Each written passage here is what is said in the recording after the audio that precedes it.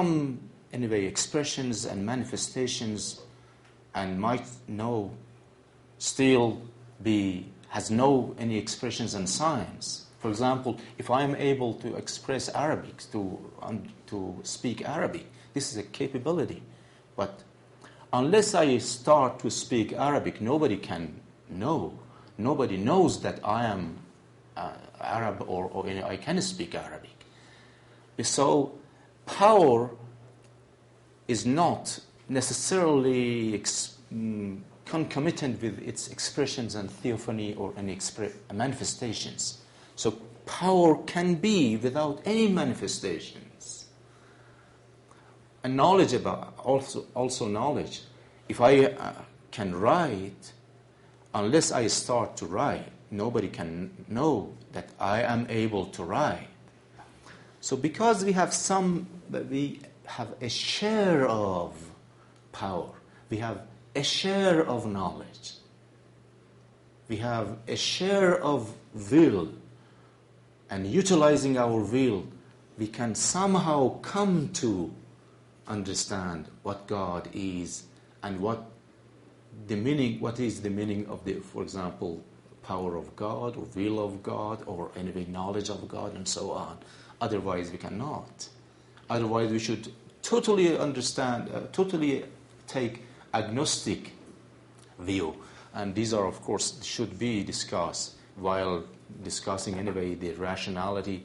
Some people, both in the tradition in the Western tradition and in Islamic traditions, emphasize on the anyway agnosticisms or anyway the incapacity and incapability of a human being in regard of, with respect of the knowledge of God. Like Pascal, for example, says there's a game is being played. We don't know whether God is or is not, because there is no affinity between we, human being, an finite being, and God in infinite.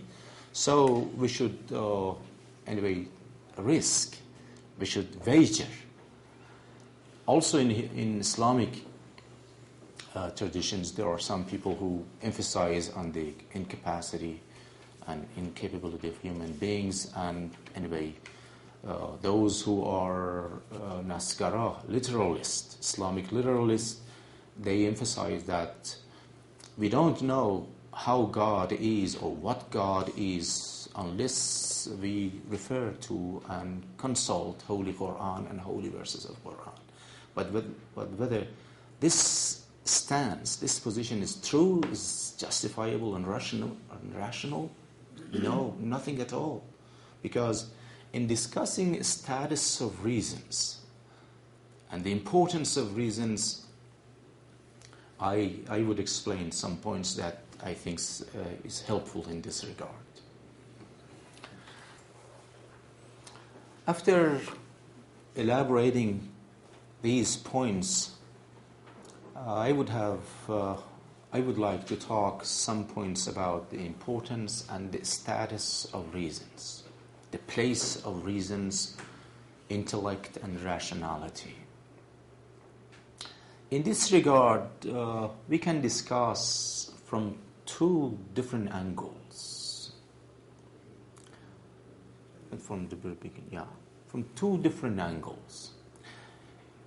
From within, both from within and from without, so to speak. It means on the basis of the holy verses of Quran, we refer to the Holy Quran and traditions and see what is the place of reason and intellect in the view of the Holy Quran, which in opening sessions today, somehow this point is covered and is somehow is alluded. So we know that the Holy Prophet, this is a well-known tradition, utlub al-ilm min al-mahdi ila al-lahd.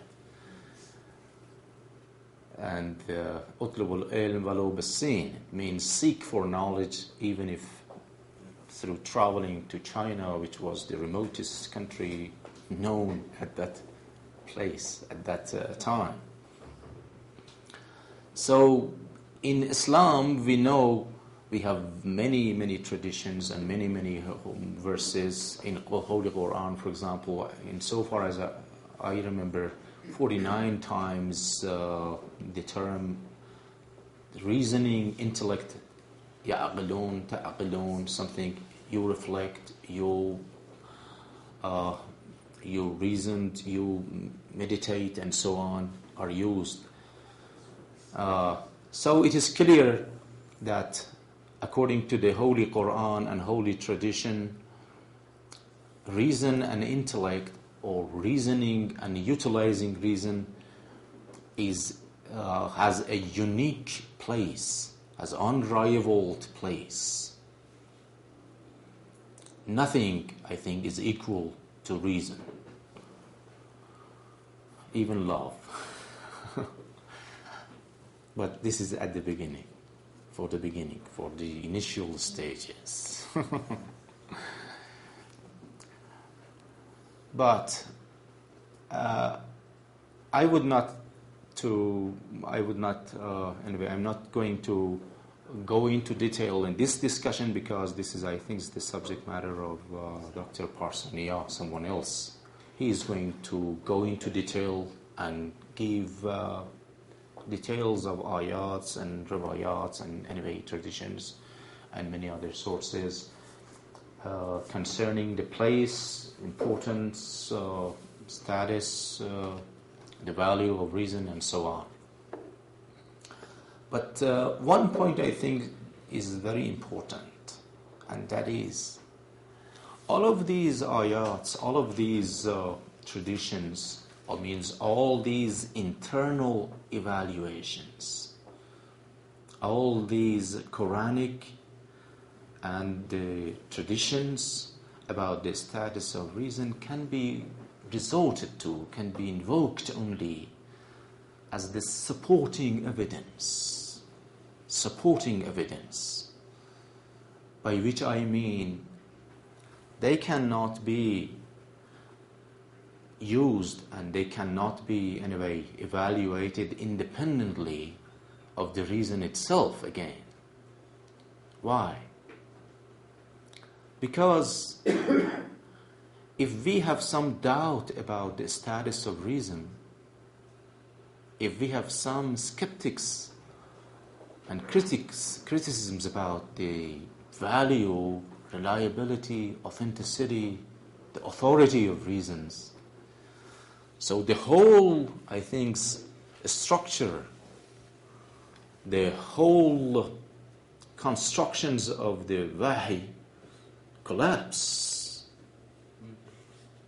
Because the presuppositions of Quran, the presuppositions of the hadith, as the saying of the Holy Prophet or the Holy Imams,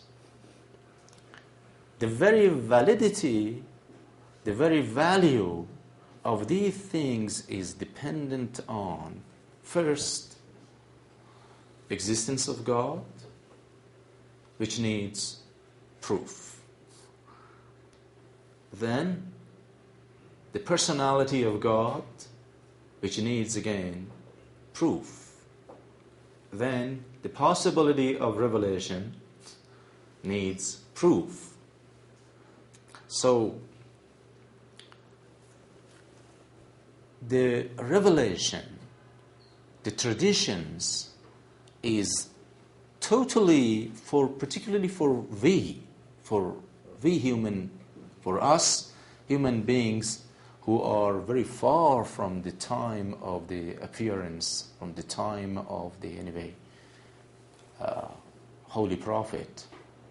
It means we cannot meet and we cannot experience the charismatic character of the Holy Prophet that might be somehow absorbed and attracted, fascinated by his character.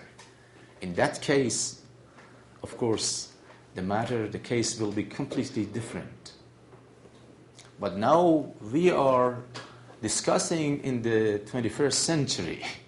So all schools of thoughts, all skepticisms, all doubts, and all things around, all are challenging. So somebody on the problem of evil, for example, argue in negation of God and against the existence of God, or negation some anyway the attributes of God. Another one question about the possibility of revelation as the propositional or as a verbal speech, as the word of God, and so on. In these area, in this vein, we cannot consult Holy Quran if we are in doubt.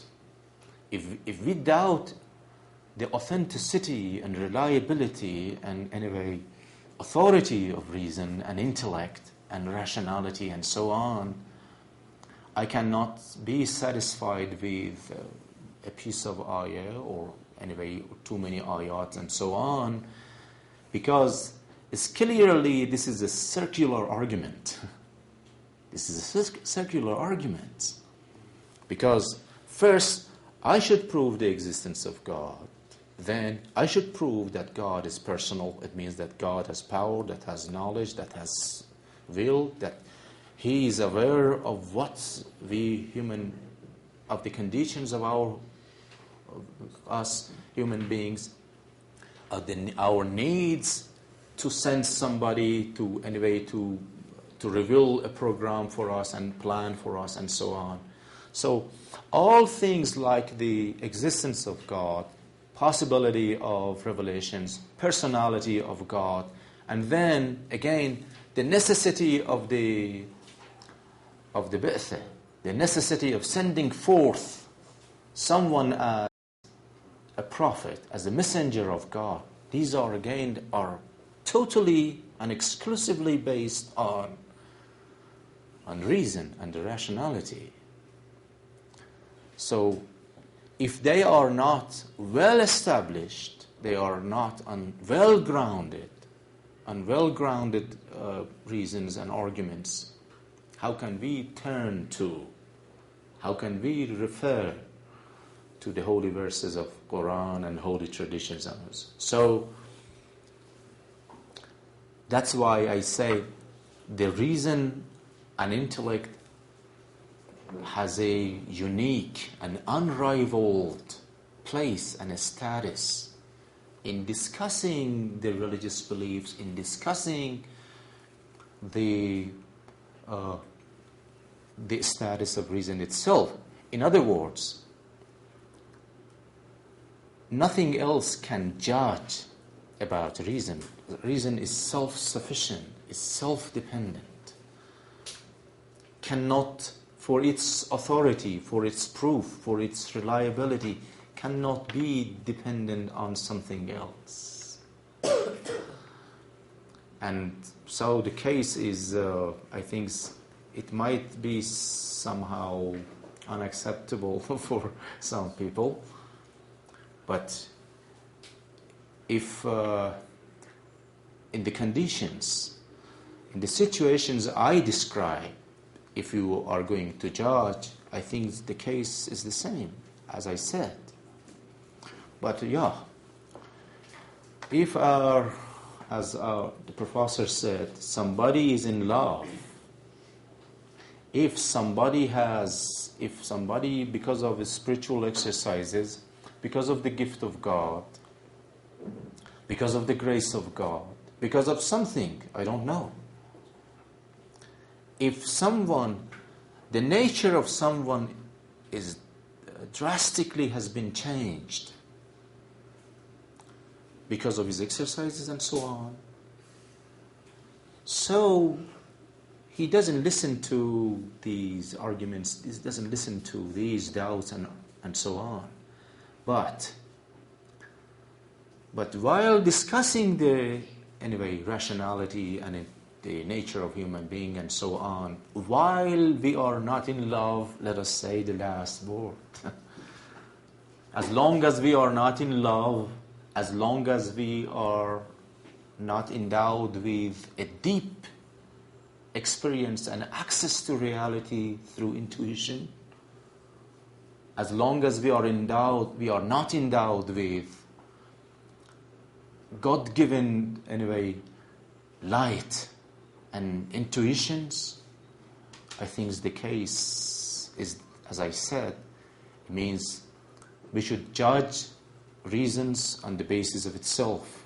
We cannot judge the status of reasons on the basis of the ayat, because the possibility of that all of these stories again come to the fore, and anyway, these are challenging. It means these doubts are challenging. As long as they are challenging, you should meet these challenges. You should remove these challenges, give some answers for these challenges, and then go to the ayat and riwayat. Otherwise, it's difficult. In the Jewish tradition in the Middle Ages, you have people, rationalists like Maimonides, who say that reason will dictate that when talking about the qualities of God, they need to be understood as anthropomorphisms. And I'm wondering, since you talked about reason leading us to understand the qualities of God, are we to understand those anthropomorphically, or does reason allow us to have an actual understanding? Yeah, Maimonides, I think, maintains on negative theology, as I remember, and more. Yeah, but in Islam also in the Islamic tradition, also we have different currents of thoughts concerning the anthropomorphisms, or as some people say, assimilationisms, tashbih, tajsim, or it means when we refer to the Holy Quran, we know that so God speaks. I mean, Quran speaks of God's hands, yadullah fawqa aydihim. Quran speaks of God's eye and eyes. Fasna'il fulk ba'ayunina. It means the eyes of God, and also some other attributes for God. And then from the very beginning, it means there was a conflict, there was arguments, debate, deep and very strong debate between the literalists and rationalists, Hanbalite, for example, and the traditionalists, those who took the literal senses and the meanings of the ayat. So they believed in anthropomorphic vision of God, and so they